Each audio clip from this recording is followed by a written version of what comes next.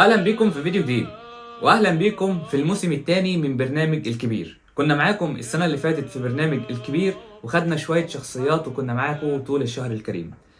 اول حاجه قبل ما نبدا، كل سنه وانتم طيبين بمناسبه حلول شهر رمضان المبارك. ربنا يا رب يتقبل صيامنا وقيامنا وصالح الاعمال.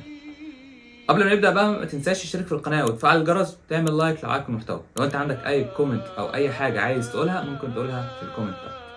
يلا بينا نبدا. يلا بينا. لو تصير شمسنا هذه سواد، لو تكون أرضنا كوم رماد، لو أخاف شعبنا تحت الزناد، لو يظنوا أننا جمع وباد، قسمان قسمان قسما يلقوننا في كل واد، حينها ستعتلي رايات تلك رايات الجهاد.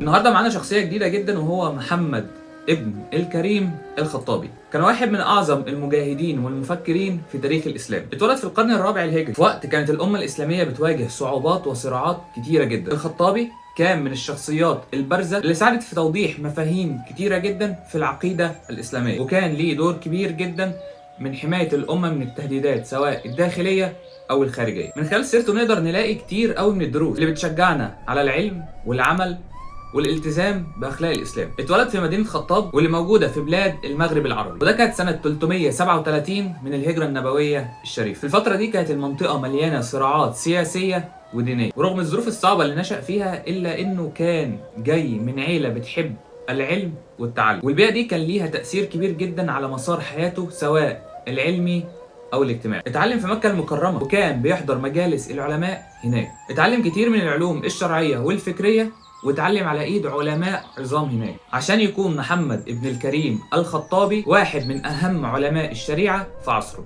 وده عندك بقى كان عنده علم بالفقه والتفسير والحديث. بالنسبه للعلوم الفكريه فكان عنده المام بالفلسفه، واللي كان بيميزه هو جمعه ما بين العلم الديني والعقل. كان دايما لازم بيربط الاثنين ببعض، واللي كان بيميزه هو ان هو كان بيجمع ما بين العلم الاسلامي والتفكير، وده خلاه يتعامل مع قضايا كتير قوي فكريه واللي كانت بتثير الجدل في المجتمع الاسلامي في الوقت ده. محمد بدأ ان هو يشتغل على تصحيح الافكار والمفاهيم اللي كانت منتشره بين الناس وما كانتش صح. كان رافض لاي خرافات او بدع بتندس في قلب العقيده الاسلاميه، زي ان هو كمان كان ناشط في نشر العلم واسس مدارس ومكتبات واللي ساعدت في نشر الوعي الديني والاجتماعي والفكر. كتب كتير من الكتب اللي اثرت في الفقهاء والعلماء من بعده، وكان اشهر مؤلفاته كتاب شذرات الذهب واللي كان جمع فيه كتير قوي من الاحاديث النبويه. تعالوا بقى نركن العلم على جنب ونشوف بقى الجزء الثاني من حياته. كان للخطابي دور كبير جدا ضد القوى او الجيوش اللي حاولت تغزو بلاد المسلمين. كان بيشارك في المعارك وبيكون في الصفوف الاولى، وده بيأكد على التزامه بالدفاع عن الدين وعن الوطن. شارك في معركة اليرموك اللي حقق فيها انتصار، وده كان بيرجع لفضل الله ثم استراتيجيته وحكمته. رغم ان الخطابي كان عالم مميز جدا الا ان موقفه من العلم والفلسفة كان مميز جدا. كان دايما بيشوف ان الفلسفة مش ضد الاسلام طالما كانت بتخدم العلوم الشرعية، وكان بيأكد على اهمية العقل في فهم النصوص الدينية، وده في وسط انها ما بتتعارضش مع العقيدة. من اهم المحطات اللي كانت في حياته هو مقاومته ووقوفه ضد الغزو المغولي. كلنا عارفين ان المغول في وقتها كانوا بيشكلوا تهديد وخطر كبير جدا مش على المسلمين بس، لا على كل الناس وعلى كل الاراضي. اشتغل الخطابي طبعا على ان هو يوحد الصفوف وان هم لازم يقفوا كويس جدا ضد المغول، وحققوا نصر كبير جدا وده كان في معركة عين جالوت. رغم كونه قائد ومفكر كان الخطابي شخص انساني وكان دايما مهتم بمساعدة الفقراء والمحتاجين. كان بيشجع على التوازن ما بين الدنيا والاخره، وكان بيشوف ان النجاح في الدنيا لازم يتماشى مع القيم الاسلاميه. محمد بن الكريم الخطابي مش مجرد شخصيه عدت وخلاص كده، وبرضه مش مجرد شخصية تاريخية، ده رمز للعلم والجهاد، ساب لينا إرث كبير جدا من كتبه وسيرته وغزواته والمواقف بتاعته اللي لسه بتعتبر مرجع لكتير قوي من العلماء. حياته كانت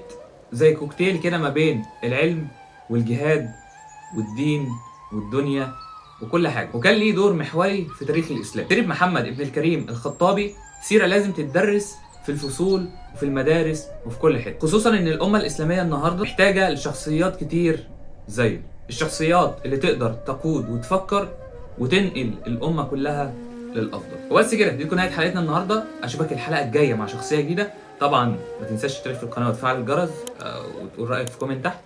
وبس كده، سلام.